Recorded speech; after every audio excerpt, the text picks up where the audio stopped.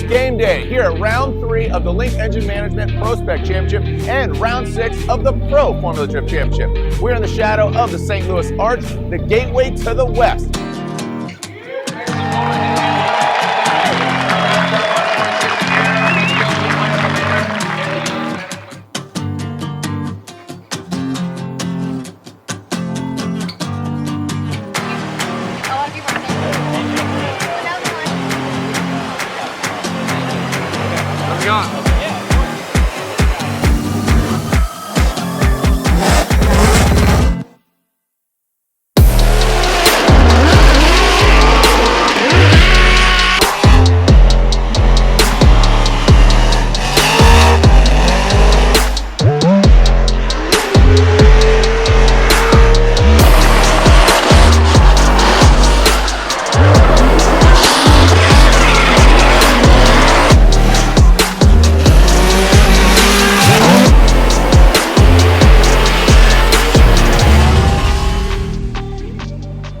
What's up, guys? I'm Formula Drift Prospect driver Derek Madison, and I drive the Fuel Lab Fuel Systems S14.5. We are out here at Formula Drift St. Louis, round 3 of Prospect this year. I have a supercharged Chevy LS engine, so it has more than enough power to get it through the entire track. But we try to dial in as much grip as possible so we can make the car super fast and be able to put it where we want it. So it's a very interesting track. It's all outside zones for the most part to show that you're super committed. But it's a lot of fun to drive because it's super technical, and it makes it pretty difficult to make every turn, you know, max out in all the zones and all that stuff. But it's, I really like the track. What's up, guys? Jonathan Hurst here. We're at round 6 of the Formula Drift Championship Series here in St. Louis. This track's a little bit different than some of the others. It's not in an oval. We're on a tighter track, a little bit more technical. It's a lot of speeding up real fast and slowing down. Definitely a lot different. And we're having to work a lot harder to make the car setup be competitive with these other guys that have probably got a little bit more time and development into slower tracks like this. But we're definitely making the right moves and moving forward with what we got to do to keep up with some of these dudes.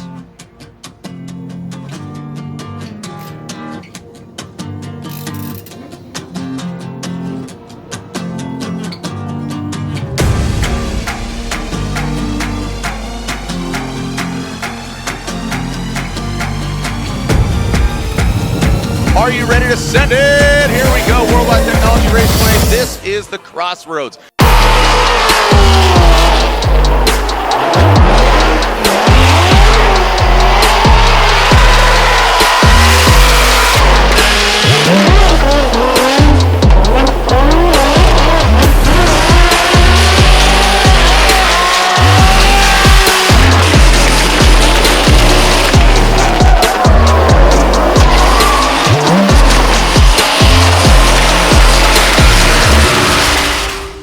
What's up, everyone? I'm Jonathan Nairn. We are here at the lovely Worldwide Technology Raceway.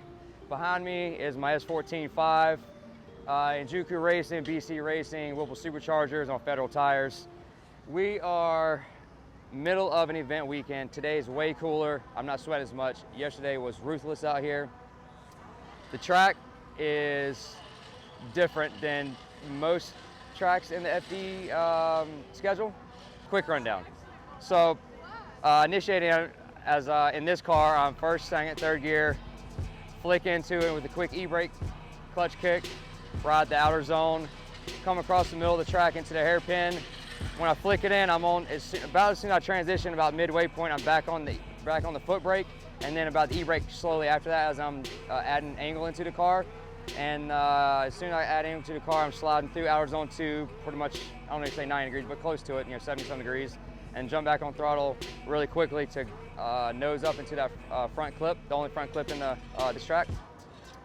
You're pretty much running a real shallow angle coming out of that hairpin, or at least I am, in order to maintain drift and extend out far enough for hour zone 3 and on past that in order to make it to hour zone 4.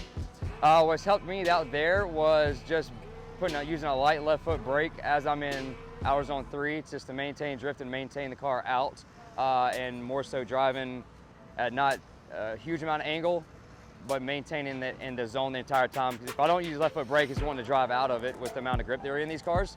and it sets me up way too early for outer zone 4. So left foot brake really helped me out in outer zone 3.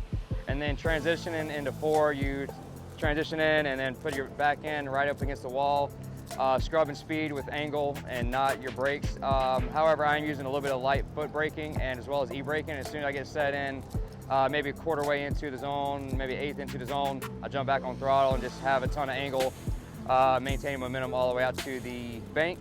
And you'll know you're on the bank when the back of the car is like slammed on the ground going to that transition, because it's like flat surface and then an immediate bank. It's just a really hard impact on the rear suspension.